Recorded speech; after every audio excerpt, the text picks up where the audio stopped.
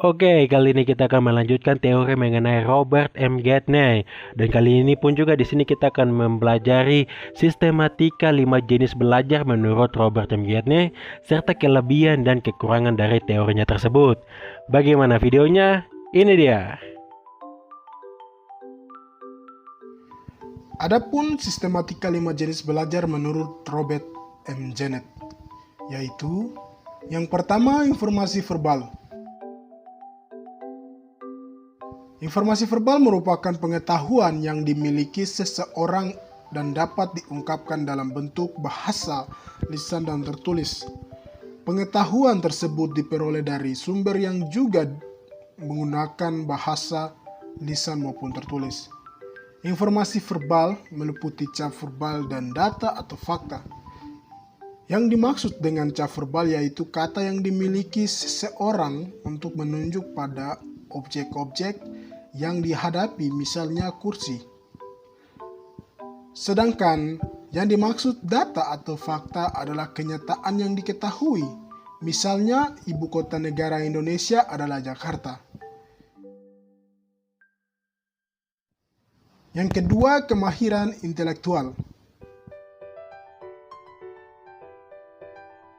Kemahiran intelektual adalah kemampuan yang berhubungan dengan lingkungan hidup dan dirinya sendiri dalam bentuk suatu representasi, khususnya konsep dan berbagai lambang atau simbol. Contohnya seperti huruf, angka, kata, dan gambar. 3. Pengaturan kegiatan kognitif atau yang biasa disebut cognitive strategy merupakan suatu cara seseorang untuk menangani aktivitas belajar dan berpikirnya sendiri, sehingga ia menggunakan cara yang sama apabila menemukan kesulitan yang sama pula. 4. Keterampilan motorik atau yang biasa disebut motor skill adalah kemampuan seseorang dalam melakukan suatu rangkaian gerak-gerik jasmani dalam urutan tertentu dengan mengadakan koordinasi antara gerak-gerik berbagai anggota badan secara terpadu. 5.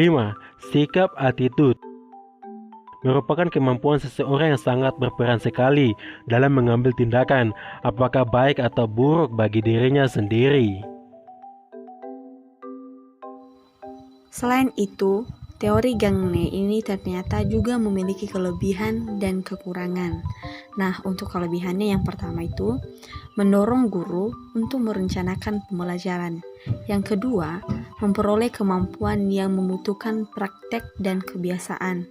Untuk yang ketiga, cocok untuk melatih anak-anak yang masih membutuhkan dominasi peran orang dewasa.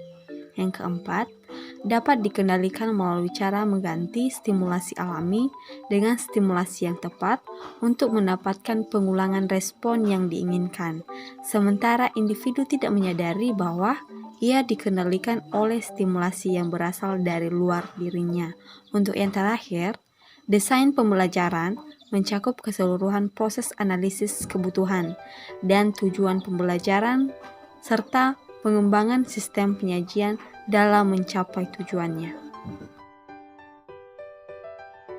Selain memiliki kelebihan, ternyata teori Robert M. Gaffney juga mempunyai kelemahan.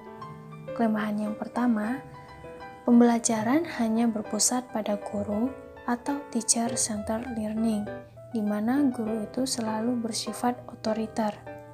Yang kedua, komunikasi berlangsung satu arah, yaitu guru melatih dan menentukan apa yang harus dipelajari oleh murid.